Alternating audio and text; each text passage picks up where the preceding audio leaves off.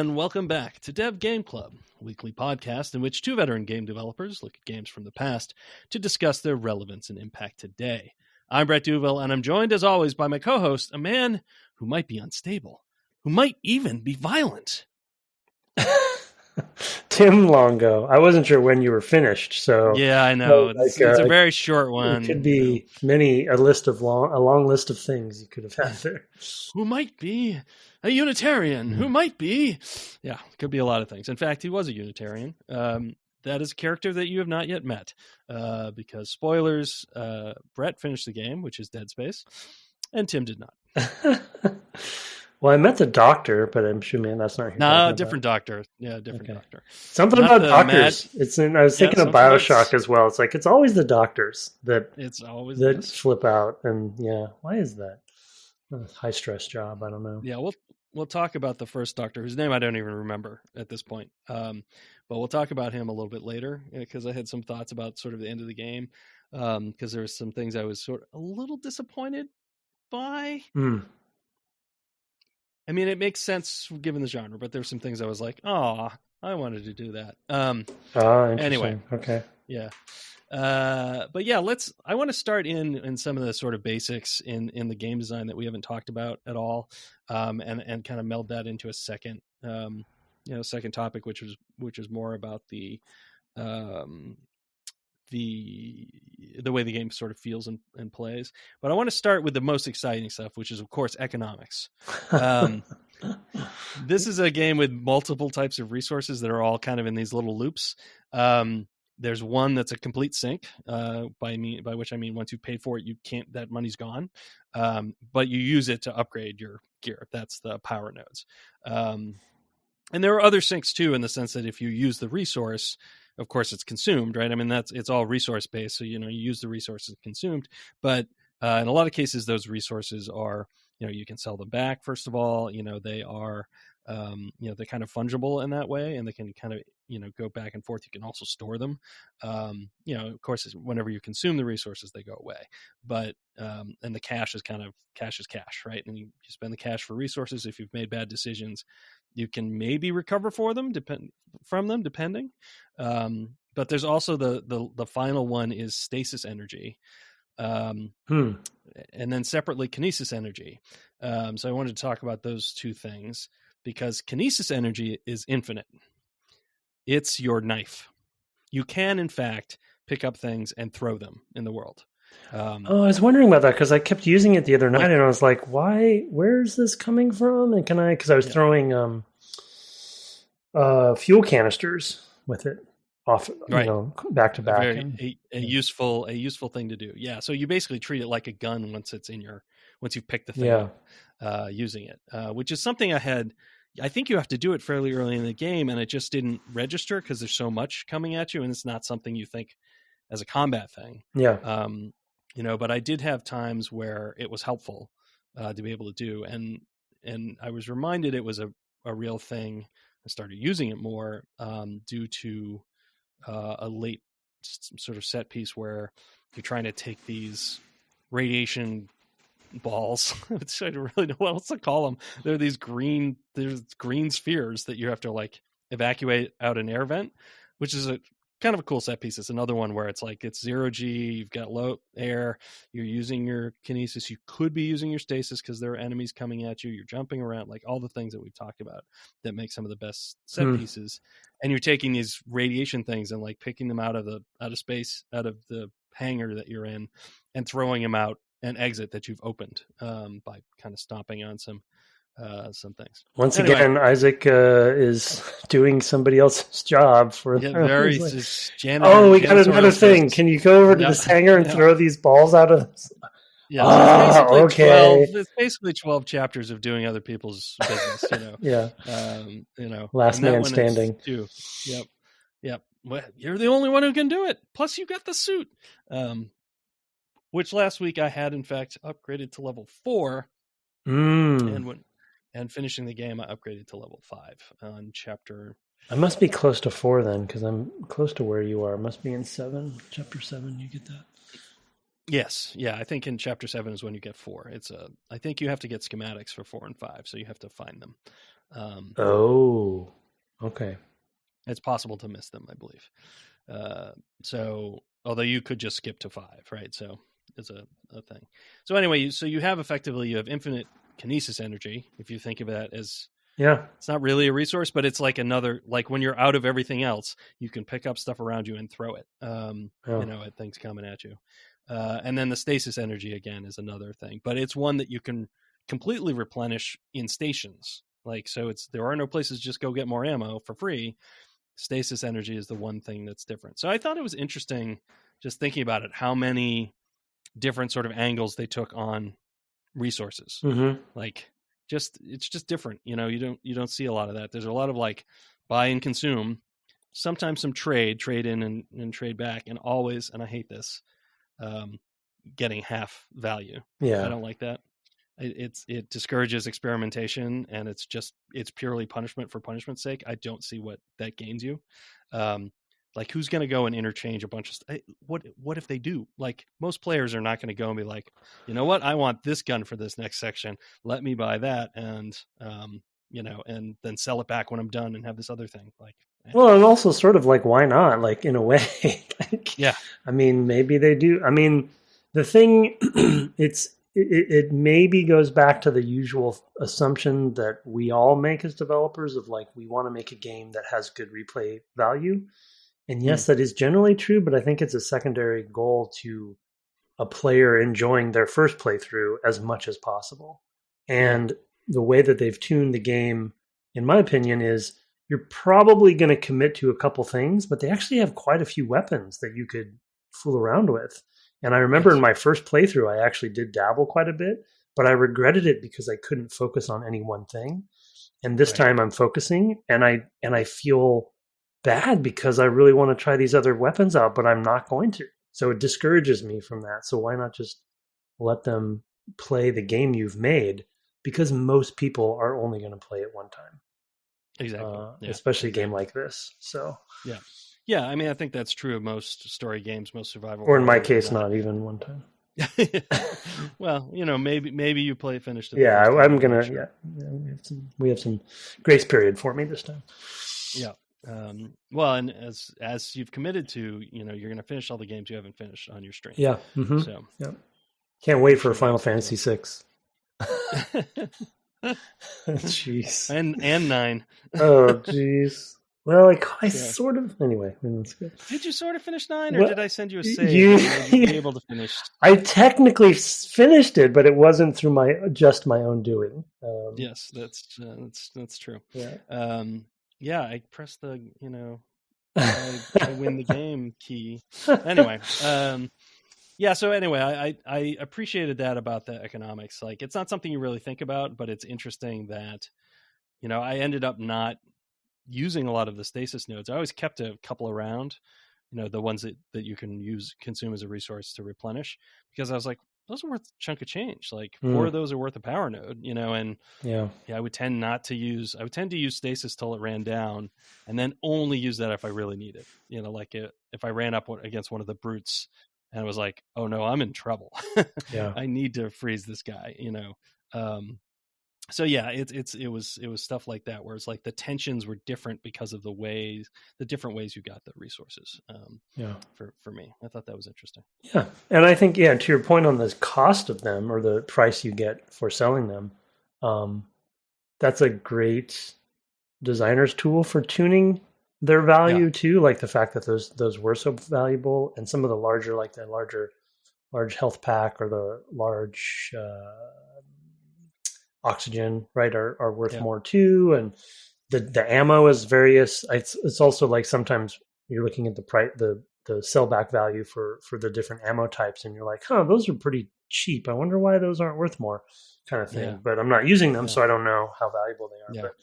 But some being more than others. But yeah, it is a nice tunable dial that designers have to make those. Yeah, to feed back into the economy, like you said. And I think to your point on different flavors of essentially currency, the power nodes being a good example. I'm trying to remember in RE4 using that as probably one of our best survival horror more recent examples, because it was what, 4 years before this? Was it 2004? Is that right? Or is it earlier? Yes, I think so. Yeah. And no, it's around 2004. Yeah. For upgrading your stuff there, it's basically just the money, right? You're buying a thing or a new weapon. Right. Yeah. So there's no the concept. I just appreciate that they added in the concept of basically upgrade trees. The skill trees that they have for each of the weapons, which is a little, like, reminds me of Ratchet and Clank or something. A very simple version of that. And I definitely appreciated having it in there. And so that economy is pretty tricky to do. And as we've compared notes on, you're not a fan of using them to open doors, but I am a fan of that. And so that decision. And so it's just nice to have an additional variable of currency there, where a lot of the survival horror just kind of comes down to one currency or a much simpler system. So yeah, they're trying to expand it out a little bit, which was appreciative. Yeah, no, I agree. Yeah, I like that, and that progression system of various items is also nice because, I guess this is true of Resident Evil, but it's a little less true of Resident Evil in a way, because you sort of know right from the get-go, I'm going to be able to upgrade anything I get. First of all, the first time you play RE4, you don't know that.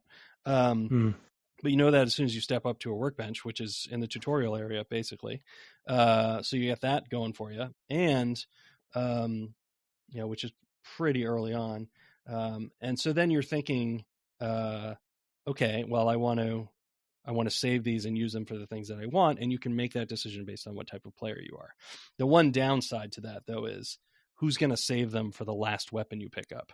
Because who knows when that's going to be? When's the last weapon in this game? No idea. How would you know? And that's always a risk with things like that, where it's that kind of resource basis.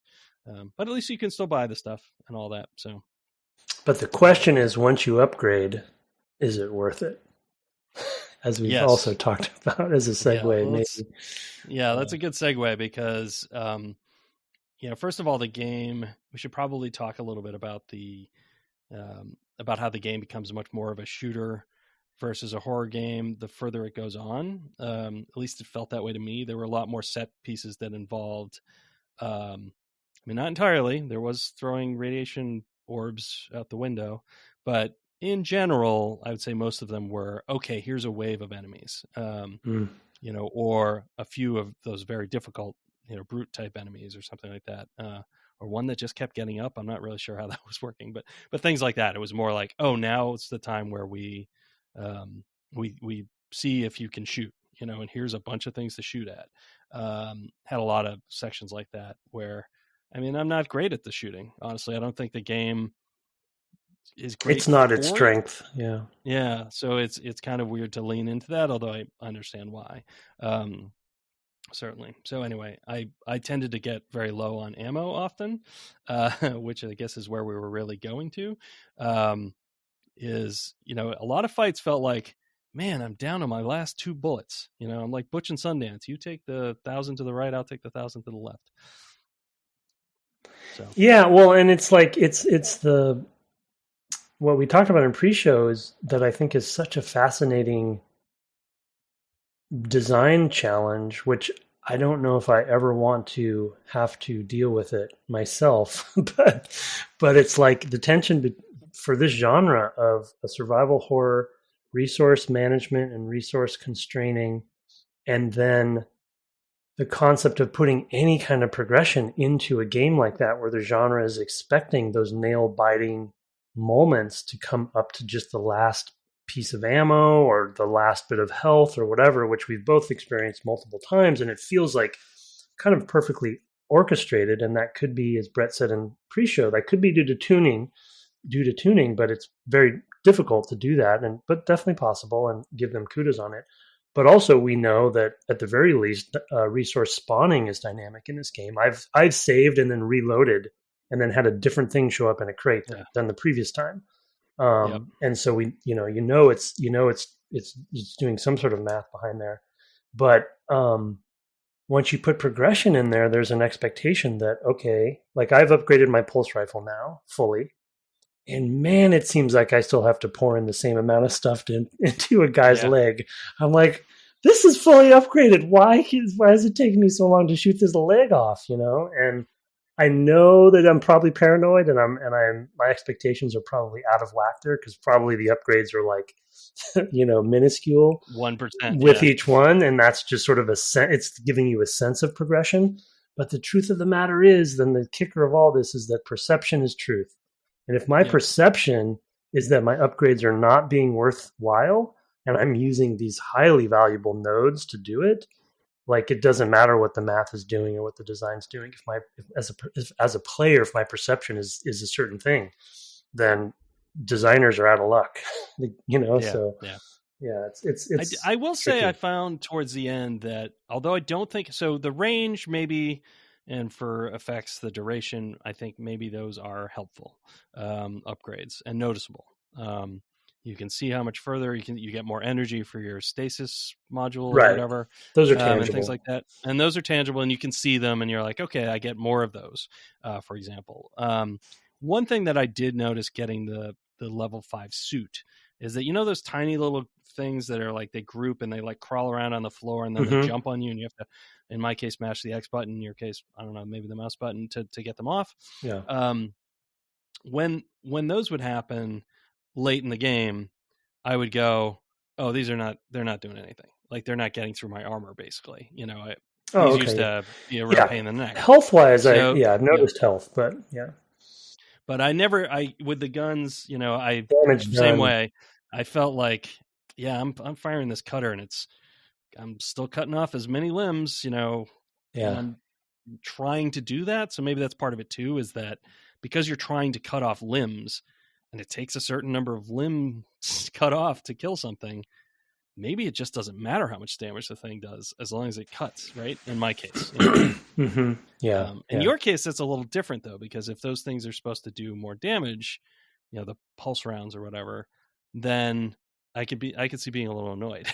Like, I don't know. Shots to a leg it's never changed. Right, and I don't know, maybe because of the pulse rifle being a rifle, it's not. I still can cut legs off with it and things, but it doesn't feel like it's as effective as at cutting, and so maybe it's more of just damage dealt than cutting. So there's some different math going on with that particular weapon, but the truth of the matter is, I guess all I'm really boils down to for me is I have it fully upgraded, and it doesn't feel that different. Right. And that's what kind of bums me out. So I feel like my decision, which now I really can't reverse. I can't really walk myself out of that. I could sell it. It's like worth 70.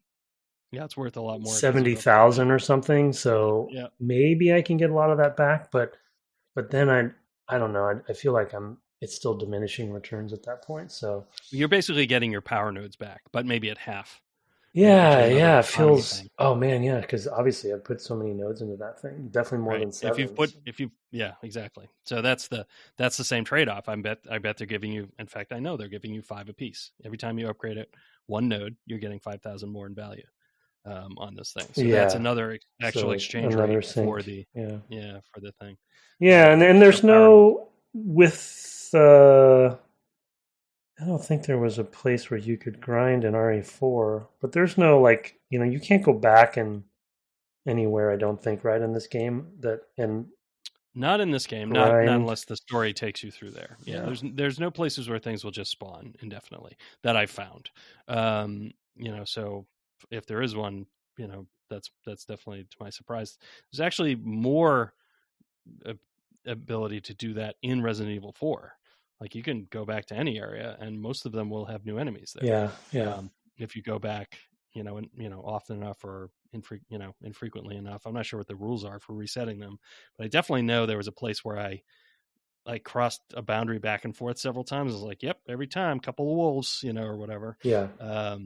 So it's a thing. Yeah, they load back in probably because of loading stuff, right? Or saving memory or something. But But yeah, every enemy in this game is bespoke. So and I mean, the other way that they could have kept that tension, if our theories are right that they're doing some dynamic difficulty math behind the scenes, the other way that you could deal with that is to add, you still feel effective against an individual enemy, but you could add more enemies to make the tension still heightened. But to your point, that changes the tone of the game to become more of like a numbers game. But also there's a performance hit on that too, where you can't, in most games, you can't just dynamically add X number of of enemies, and not impact performance. So it's like, that's why the math side of it is a better play. But I did think about that actually. Now that we were talking about it, there is one enemy type who it's these like humans attached to the wall that generate those like ball with spike tentacle coming up out of them. So that would be the one thing that you could conceivably try. But I don't know, like that was not something I was going to spend time doing. If you were really good at it, it might be worth it, honestly, to farm things there. Obviously, you're not farming XP, but you could farm credits. You could farm maybe ammo drops. That's probably all. I mean, I would hope that they would have thought of that. If they wanted to keep a tight lid on this sort of stuff, that they would have found a way to make those things not drop after a while. Maybe they don't. Maybe those things don't drop. And I wasn't. Yeah, I was going to say I'm not sure. I remember them dropping, but they could. They may not. So I don't. I honestly don't recall. So the silver lining though is that I think we both agree that nail biting feel is pretty well implemented in the game. However, they get it, despite the progression woes of like, oh, did I, is it worth upgrading stuff or not? At least we both had multiple times where you're down to that sliver of health and you somehow magically got away and you feel that dire state and you're down to your last few bullets or whatever. So that's a staple of, you got to hit that right if you're making one of these kinds of games, and they did. Yeah, absolutely. I mean, to be down to places where I was using stasis and then bashing something to death with swinging my weapon at them, was pretty cool. Like I'm literally using, I've got 2 bullets left. I am trying to kill these things by putting them in slow-mo so they can't hit me, and I'm just wailing on them as quickly as I can. And that was super neat. That was another case where the investment in stasis paid off, is that I had maximum duration or whatever. So like I could get in an extra hit or whatever, it felt like. So there were a lot of places where I felt like it was paying off, just not in the shooting, which is just really funny. It's not what you expect. Although, it's a pretty common way to play. I mean, I see you play a Resident Evil game. It's way different from how I play Resident. I'm like, knife. What are you talking about? Like, give me a bullet. I'll make the headshot. Like I'll trust that I'm going to get the ammo. Is how I often do things. Well, the funny thing about that, yeah, exactly. I mean that, and I think on stream at least, I remember in 7 and 8, or RE7 and 8, Calamity especially giving me crap over not using the knife more, etc. But the irony of that is that I like using the knife because I like conserving things, but because of the dynamic difficulty, I'm never completely confident it's necessary, Right. Because it's like, yeah, maybe and in his case, he knows those games really well, so he knows where stuff spawns and stuff. So maybe he was confirming that, but just because you're using the knife all the time doesn't necessarily mean you're going to reap rewards from doing it. But I mean, and your ammo limit. I mean, your space limited as well in terms of how much you can carry. So at a certain point, it's like, oh man, I'm full up on weapons and bullets. I guess I'm just leaving this here. Yeah, potentially, right? So it's funny because I've played a lot of survival horror. I've played 7, 8, 4, and 1, and most of 0 for Resident Evil, and actually I played quite a bit of 5 on co-op, maybe all of 5 in co-op. That has some really weird stuff in it. And other stuff, this, or whatever. And I pretty much feel like I use the guns. Yeah, I go down to pretty much my last bullet often. And that's just like, and that's when I run past stuff, or that's when I switch to the knife or whatever, and it works out. I managed to beat all those games, right? It's not like I get held back, with the exception of 0, but that was more of a very specific transition that I was like, I can't do this, whatever. I'm not sure what it's trying to make me do. I can't do it, so I'm quitting. This is the one exception for me. So this is Knucklehead horror? Is that what we're talking about? Yeah, Knucklehead horror. That's right. I'm imagining a guy with a giant knuckle for a head. It's like Pyramid Head. Pyramid Head. And Knucklehead. Knucklehead. Oh, the worst of all bosses is Knucklehead. Yeah, that's for sure. That's how it goes. Yeah, I mean, I can say that definitively. Zing! Wow. Okay. So yeah, as we were talking about, I mean, I just want to say towards the end of the game, especially the latter half, the set pieces really go more into the shooter. You definitely feel, which then it also feels at odds with the sort of progression not feeling like it's working. So it's that's a little uneven in that way. That you're like, it makes me really curious about the Callisto Protocol. Like if there's what they learned from themselves, in terms of what to do with that and what and how to change those things and whether you change those things. So I'm very curious to see. What about 2? Did 2? Because I feel like I have a vague memory of 2 becoming more actiony as well, and that 2 definitely felt more actiony to me. Also, it's the same stuff though in terms of what you're doing. But it definitely feels like, yeah, I've done this. I've already been here and done this, this madness. I'm ready to do it again, and definitely with the weapon upgrades, which went a lot further. Like in an earlier episode, I was like, is there a point where you get more like shots on the beam? And you're like, no, I think that's 2. And that turns out to be correct. Cause so I can definitely remember having like a 7 cutter wide, beam, and it's like, oh man, now I feel like, like I can slice the whole bottom half off of anything because I've got this, super upgraded, cutter. So I do think they lean more directly into the power fantasy, and they're still doing a lot of stuff with their lore, most of which I've already forgotten, and I probably played it 2 years ago. So, don't come to me for that stuff, as previously described. Because I'm like, wow, what did happen in that game? I do remember the needle in the eye thing, and that's, and then the end. I had to lower the difficulty at the very end because I was like, I'll never beat this. That's what I remember of that game. So maybe they just didn't get it right in that one, Yeah. There was also an unkillable enemy who you couldn't do anything about. I guess I didn't remember that being a thing in the first one, in part because you have things you can do about them. Ultimately you defeat them in other ways, but there's one that's just like, is like Mr. X or whatever, who's just constantly after you, no matter what. It's been interesting to consider this and its sequel and other survival horror games. So anyway, the other thing we wanted to talk about, there's no real obvious way. There's two topics actually. One is the animation and audio feedback for different states of the character. Yeah. Which you had brought up, and I'd love to talk about it because it is really pretty masterclass for that. Yeah, I mean, it's just something to pay attention to when if you're playing the game. But yeah, for me especially, I just kind of it's something that I love paying attention to and really like scrutinizing. I guess because of what we do day to day or whatever, but that kind of polish is really, it takes a lot of work, and I think it's something that often can be taken for granted when it's done well. But yeah, I mean, if it's as simple as like seeing the different states of the easiest example, though they do have great examples in lots of places. You've mentioned, I think, in previous episodes there, the way that they telegraph your air quantity when you are in a vacuum. And it's done really effectively, and it really freaks you out. But health is the easiest one because you have that visual feedback of obviously having the spine, and you can see how much you have there and what color it is and things.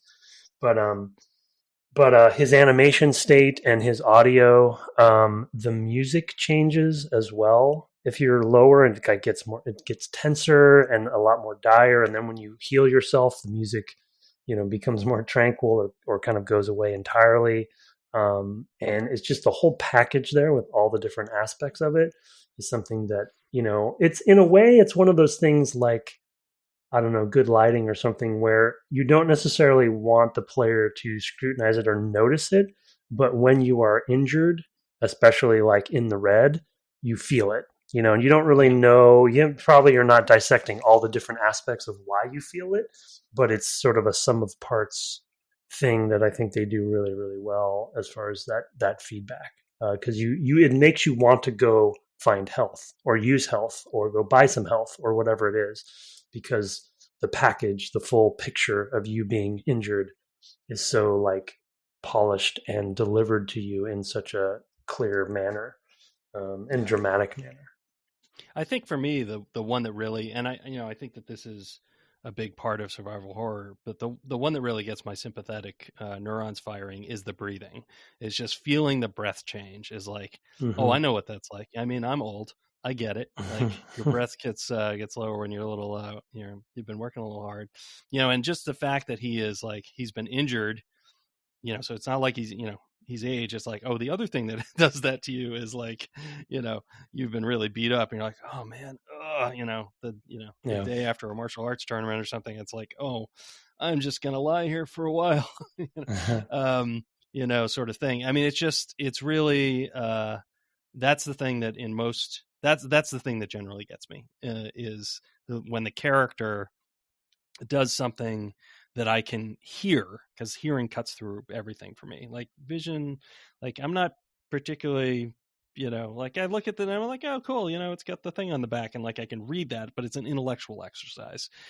Audio is the thing that for me always just like, oh, like it just gets to me, when, like you said, when he's like breathing harder because he's getting low on the oxygen, like that one really cuts to me. And it's like, it only, I think in the last 10 seconds goes red, in that case. Mm-hmm. So it's like, but by then he's really laboring and I'm like, oh my God, I hope I have one of those things. And like, I'm really panicking, by that point, because I'm also dealing with some enemies or whatever. So yeah, that's the thing that really does it for me, is that, that makes me feel invested in the character.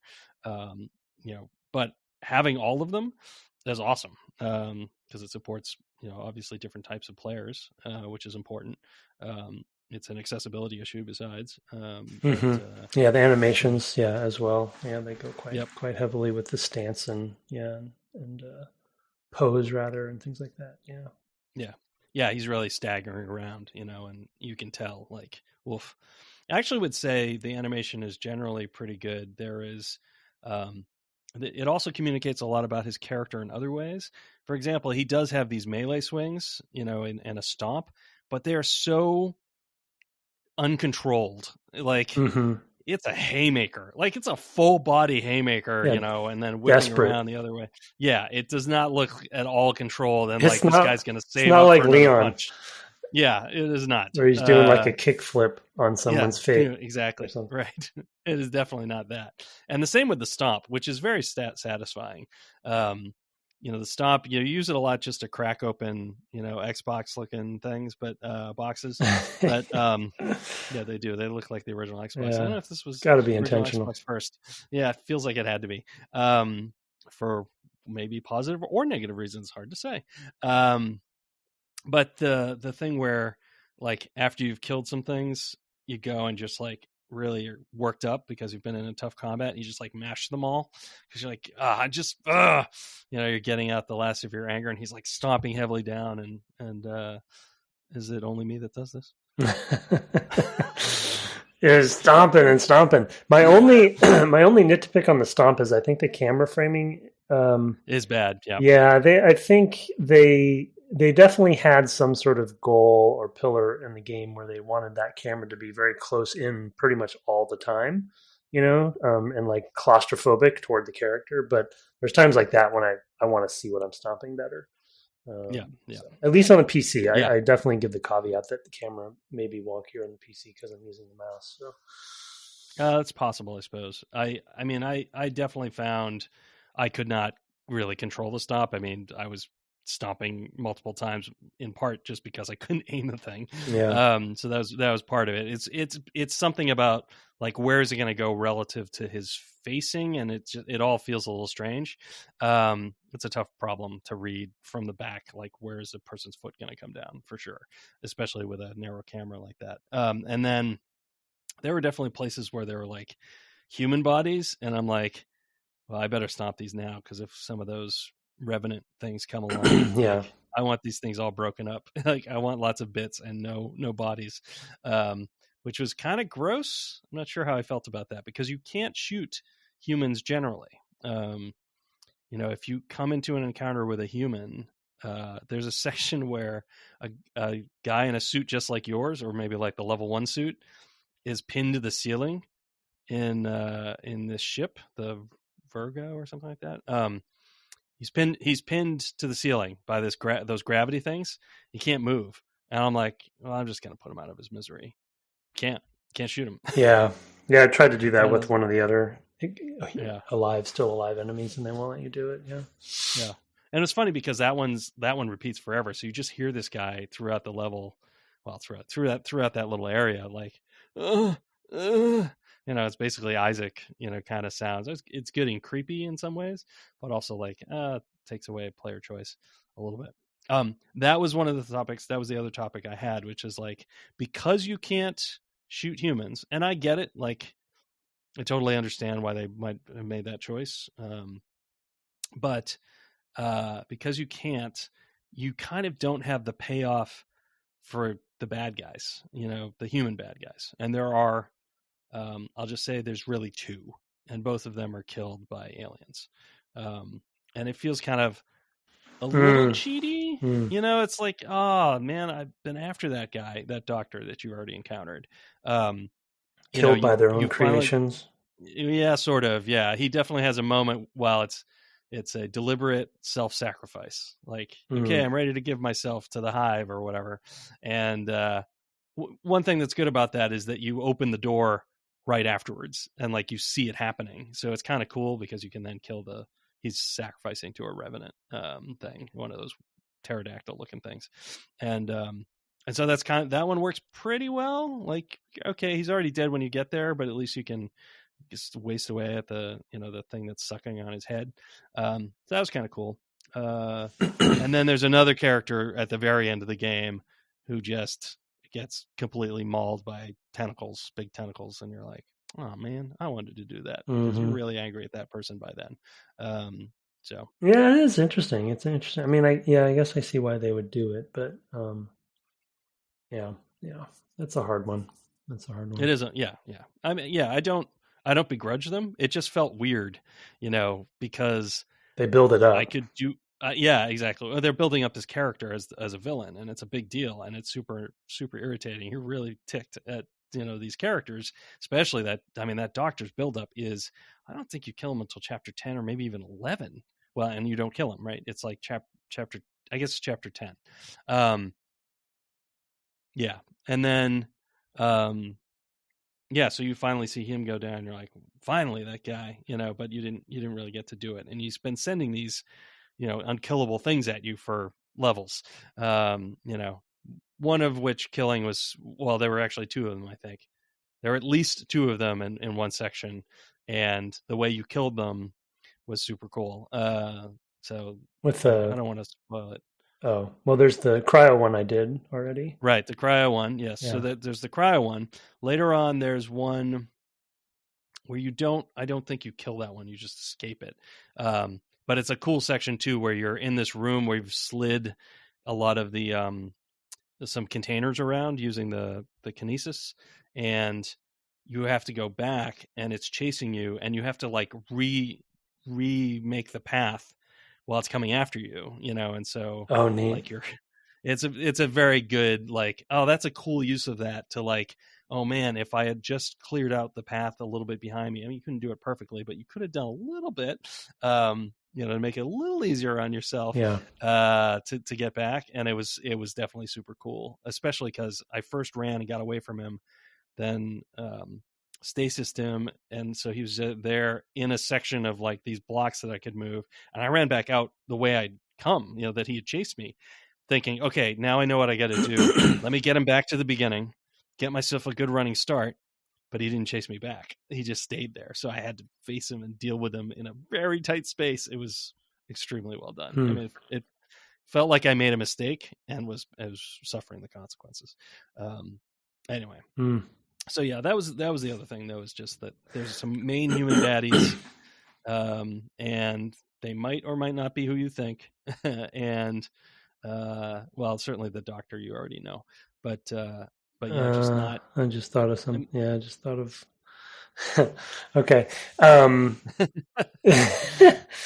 I guess I haven't finished this game then, because I think I would have remembered that if that's true. But anyway, yeah, no, I get it. I mean, we talked about this a little bit, I think, in one of the previous episodes where, Resident Evil takes a tone that allows them to get away with a lot when it comes to human characters. And they also use the trick of often the human characters transform into something monstrous. Right.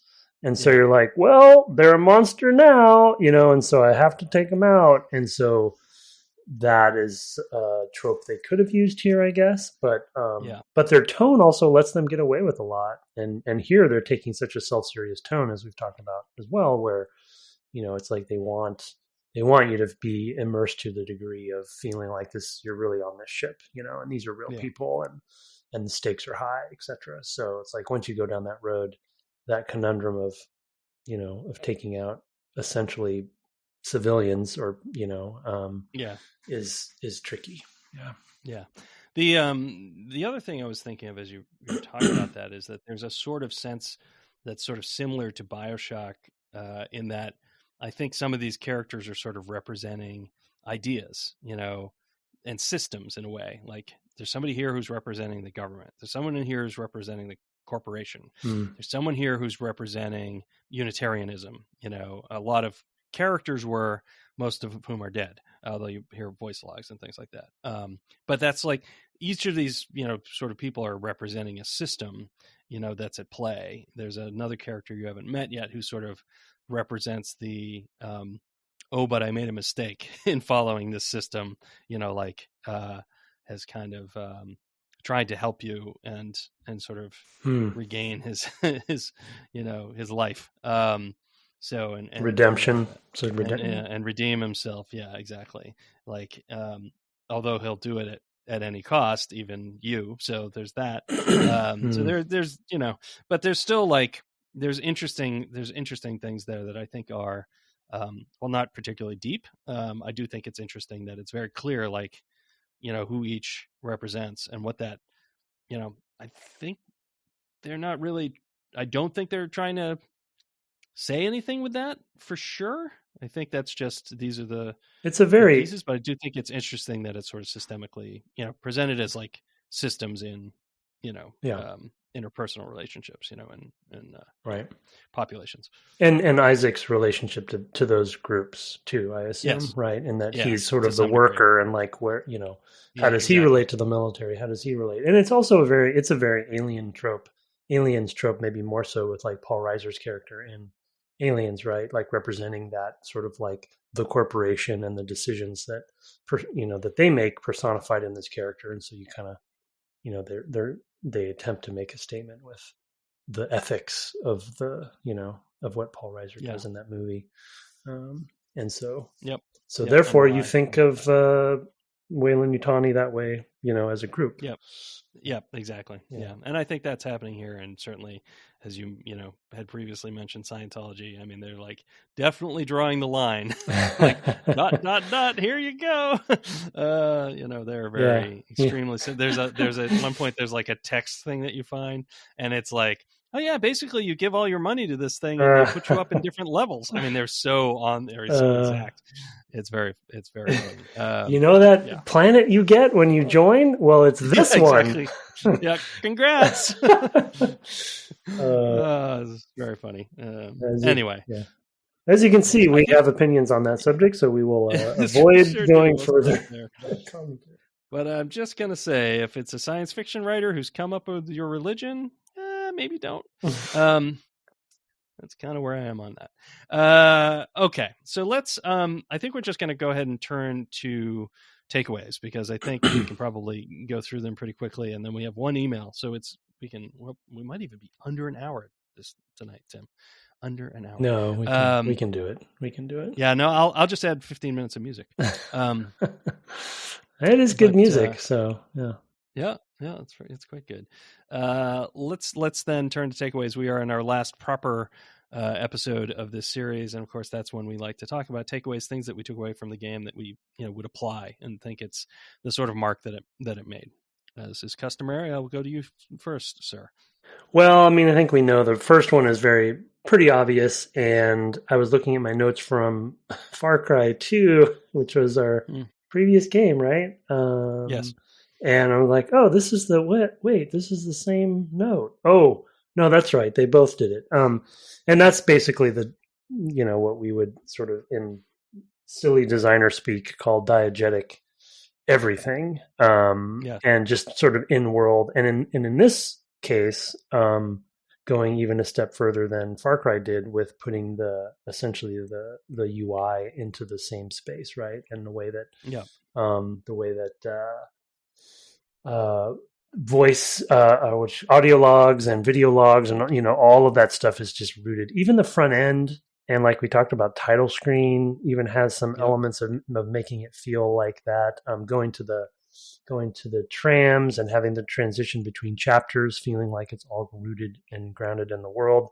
And I think as far as like one of the things that, and then obviously all the other more on the nose diegetic aspects of like having things on the character and on the gun, so you can see everything there. There's some pros and cons because, as an example, like there's times when I want to know how much ammo I have loaded into my gun, but you can't until you ADS because there is no HUD. So it's like I have to ADS to see if I have to reload or not. So there's pros and cons to doing this for sure.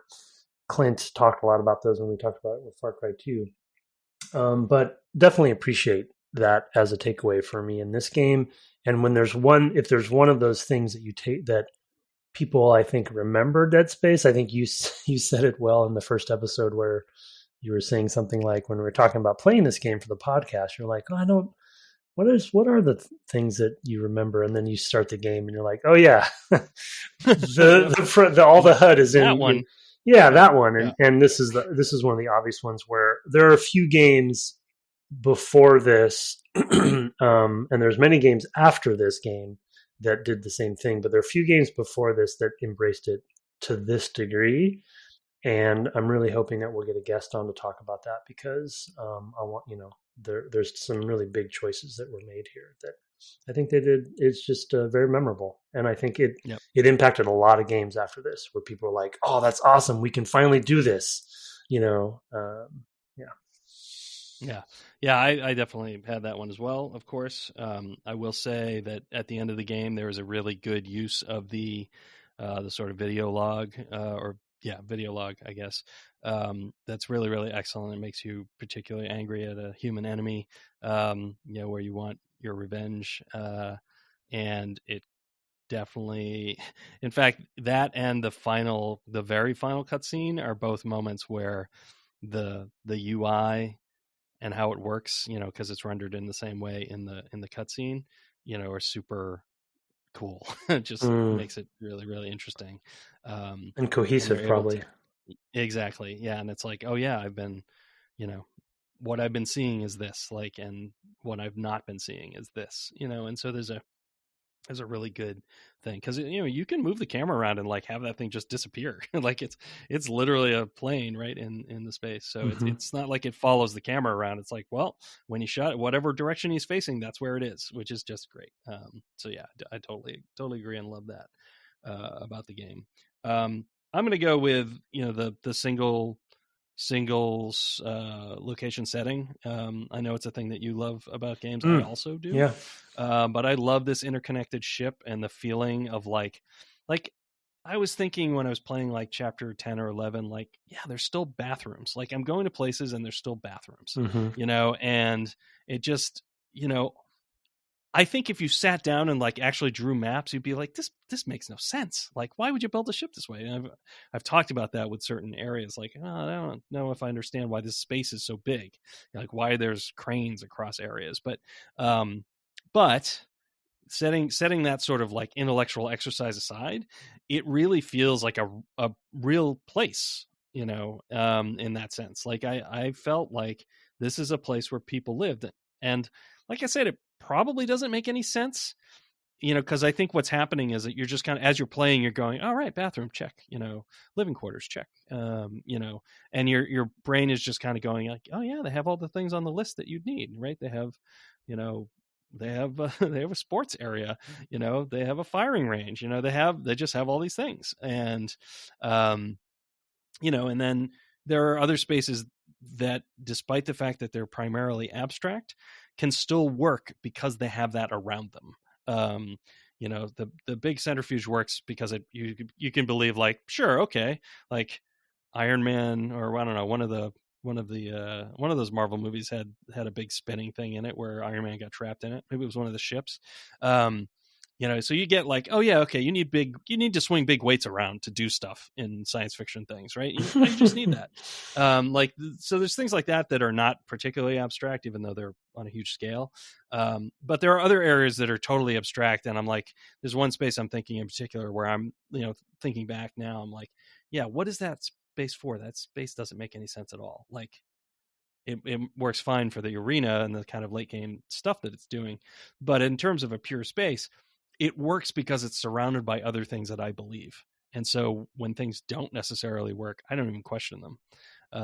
So, and there was a lot that went into it. And I commented on some of those things as we talked, like re-seeing spaces, like as a developer, I think good reuse and, good templating. And I'm actually kind of curious. I'm hoping we get somebody to talk on about like how to build with that, and what you did, like how that was done. But as I'm playing it, I'm like, oh, this makes total sense. Like, what, you got to make a new door, for every house on the block? No, they're all the same. They're made to the same specifications. They're all the same. So it's stuff like that all of it works together to make a real believable Ishimura to me. There's I forget the exact name of it, but there's a pretty popular ship building game out there right now where the whole game is about you're a spaceship yard, and you're building ships like this Ishimura. And the reason I bring it up is that it's probably component based and modular, right? And you're like putting pieces together and and kind of laying it out, and it's that sort of fantasy. And like you said, whether you can map it out or not, in this game, you get a sense. It's one of those times when the reuse works well for the goals of the game, and it doesn't just come off as we need production, savings to happen here. It's that, no, actually, the fact that the elevators look the same and that the modularity of these sorts of rooms, it's like, no, they would build these components and modularly probably put them together the way you rivet together an office building or something, right. And yeah, I think that cohesive direction overall for the ship, and we've talked about it, I would extend it to the suit, and like, it's just a very cohesively directed and efficiently directed game. We often talk about the first Star Wars movie, where the constraints and the sort of the efficiency of what was in that film, versus some of the later ones where there are no constraints and it's like it just kind of unravels. You can see it. Yeah. So when you can do anything, and sometimes you do, you're like, oh well, you don't want to do anything. Yeah, why did I? Be careful what you wish for, all that. My second one would be embrace the tropes.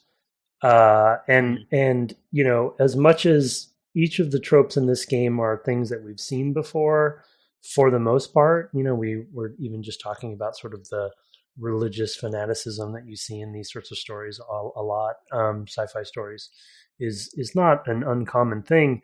However, when you do them, I think see previous one in a cohesive way and you do them well, it's okay. Like it comes off as, you buy it.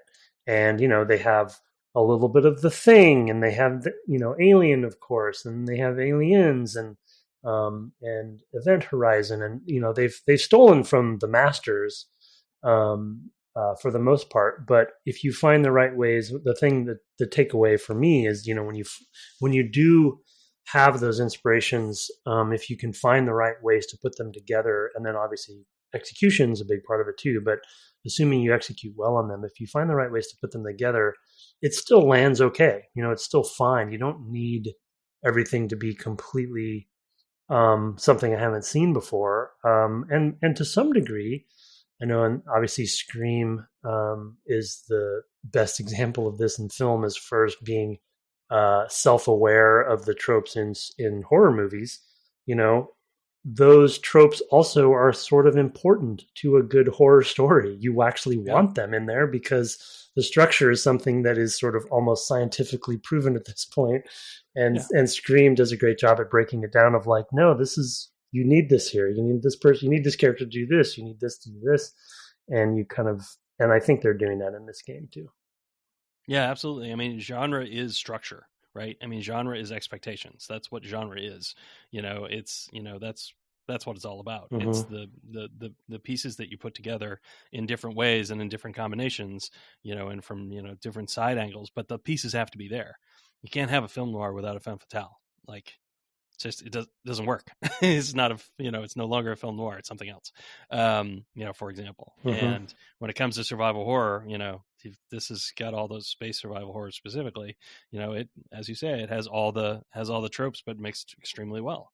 And speaking of mixing extremely well, I want to shout out the audio design, which is not something we called out, and we talked a little about it in a specific case today. And specifically the music design.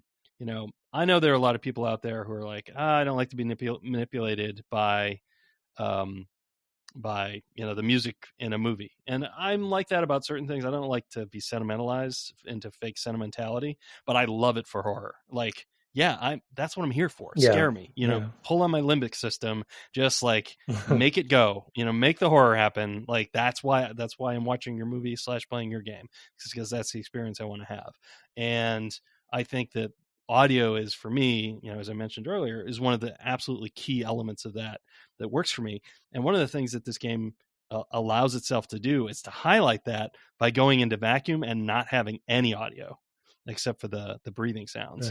So it's like, you don't know there's a thing that just came up behind you, and it's like, oh man, that's also terrifying, and of course you've got the breathing elements that are kind of helping that along, and you're feeling them like, and there might be a music stinger in there, but I don't even think you get those too often in the vacuums. So it's, I don't know, really, really well done audio design. I played it on my 5.1 that's connected to the PS3, and that was good. It's good. It's good when things are happening off in the corners and you're like, oh no, is that one of those things scuttling at me that's going to leap and try to attach to my face? It's good. Well, I thought the audio design was really good in this one. Yeah, it's a good call out. And they also use it well. They use it well to play upon your expectations too, where especially the audio design specifically, because I think I mentioned it before, but like the audio design for your comms to come up, like the crackle that happens when the comms comes up, it sounds like a creature, a monster. So you're like, you're scared, but it's just your comms came up and somebody's going to talk to you on the video, or and doors opening. Because it's a zombie movie, you're going to speak to a human, and they are the monsters. Yeah, exactly. Yeah. So okay. Yeah. So if there's some subtext there that they're fooling with, then good for them, for sure. But I think audio design, it's a great call out, and it's a definitely master. Well, not to overuse the masterclass term, but I think it's definitely good there. Yeah. I can't believe I didn't think of the single location one, but I'm glad you did. My last one is breaking, kind of a different side of the same coin for my previous one, but breaking some survival horror norms, but in parentheses, but not really. And what I mean by that is specifically the enemy design and the weapon design being another sort of like big takeaway, I think, for the industry, that people really enjoyed the switcheroo on us, right? Where we're just so focused on so many zombie games, especially because of RE, and to some degree, I guess, Splinter Cell maybe, or sorry, Silent Hill maybe, but we've killed a lot of zombies in our time, right? And then to have somebody come in and fool with that model from a gameplay mechanics perspective and enemy design perspective. One enemy I want to call out specifically is the bloated sort of belly one that the little guys come Yeah. out of, Ugh.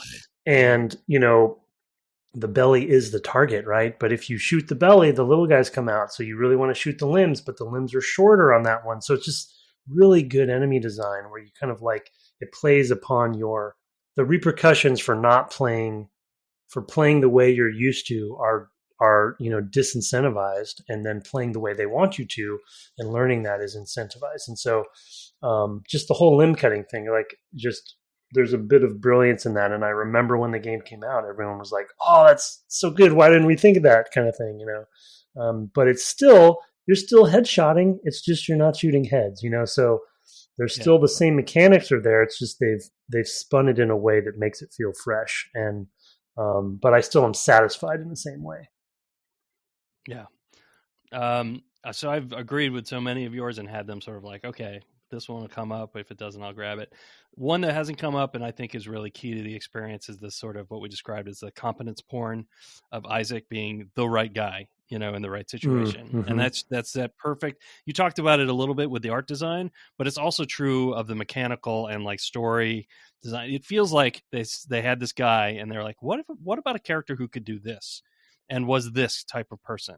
What survival horror game in space would you make with that? Like, what would be the big beats for the things pulling you along in the story and all of that stuff? And all that stuff is all just like MacGuffin 1, MacGuffin 2, MacGuffin 3. And you go, oh yeah, of course I got to restart the engines. Of course I got to and all of them make sense. And it's because there's such a perfect melding of those two things, A, and B, because he can do them all. Like that's in his job description, and it just works. And it makes this, it makes you not have to take your unlikely hero and turn him into something else, as we mentioned with like Space Quest. You just take your unlikely hero and he's still a hero, which again, pointing to your sort of Alien and Aliens specifically, kind of note is like, yeah, that's sometimes the people that you have, like even Alien, 3, I guess it's just called Alien 3. You have that like cubed, please. Good Lord. Okay. I don't think the alien got cubed in it. No, I think the way the logo has it looks cubed. Yeah, it does, but it's anyway. So yeah, I mean, I think that there's, it all wraps into some of the other things I've mentioned in terms of like story and systems, systemic, things about people, organizations and things like that. But it boils right down to like, if he never took the helmet off, you'd still have a sense of the kind of guy that Isaac is. And, he's the right guy for this particular job. And that's why they're constantly calling him and saying, oh my God, we got to, turn on the auto defense system. And I'm like, auto what? Oh, okay. I guess you got to have one of those. And you just get pulled along. And the fact that he's well suited to all of that just makes it all really work. Mm-hmm. Yeah, that's a good one. It really, playing this game, I mean, I know I say this probably every other episode on this podcast, but it really makes me want to play Prey again, because it's like, I think similar things. Yeah, it's just... I'll be sending you a t-shirt of that next. Yeah. I'd really like to play Prey again. Because it's like, as far as like a modern, we've talked about it as the System Shock, spiritual successor to System Shock, but also this, I think it's got a lot of similar likes for me. Yeah. Oh yeah, for sure. Yeah, absolutely. All right, cool. That is our main roundup of Dead Space and our takeaways. And if you have your own takeaways, you might want to send us an email. I'd love to hear from you. We do have one short email that we got from Mystery Dip that was sent to devgameclub@gmail.com. I want to throw that over to you. I thought he sent it basically with the weakest of tie-ins, which is the subject. But I thought it might generate some interesting discussion. Okay. Subject is the other kind of Dead Space. I'm not sure if my line reading on that is correct, but no, that's good. From Mystery Dip. Hello, Mystery. There was recently an article about the use of BSP trees in Doom. Okay, which prompted a lot of discussion threads. One comment was from David Baggett, employee number 1 at Naughty Dog. He was explaining some of the techniques of the era, then ended with this gem. Finally, Just to screw with other developers, I generated a giant file of random data to fill up the Crash 1 CD and labeled it bsptree.dat. I feel a bit guilty about that, given that everyone has to download it when installing the game from the internet, even though it is completely useless to the game. Happy Thanksgiving! Regards, Mystery Dip. That's wow. pretty good. Yep. I was going to say, in that era, I remember things like that happening. Well, as we talked about with, I wonder if it came up when you talked to Darren. One of the things they used was, Doom's alpha test or whatever that they put out, where they left the debug symbols in, and that told them a lot about how they structured their renderer and gave them a leg up. So it wasn't uncommon to like take something and rip it and take it apart. People do it nowadays more for like, digital archaeology and things like that. Oh, what did they cut but can take out of the resources? And sometimes that gets developers in trouble, because they have some licensed material in there that you can't see in the game, but it's on the disc, or something like that, or hot coffee for that matter, to throw back to one that was particularly notorious. So I thought that was interesting. It made me think that, I remember at the time in the PlayStation 1 era, Naughty Dog and Insomniac were especially good at doing things to defeat piracy as well.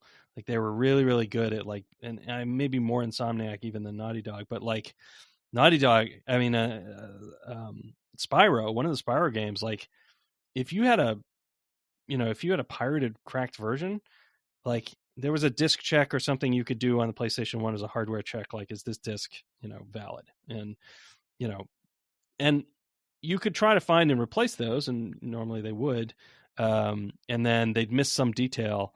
And rather than just like make the game fail, they made it softly fail. There weren't enough gems in the game to beat it, for example. They'd like take things out. Are you serious? Yeah, that's totally a thing that they did with Spyro to crack down on cheating, because CDs were actually, we still don't, DVD writers are, it's not super common. Blu-rays certainly are not common.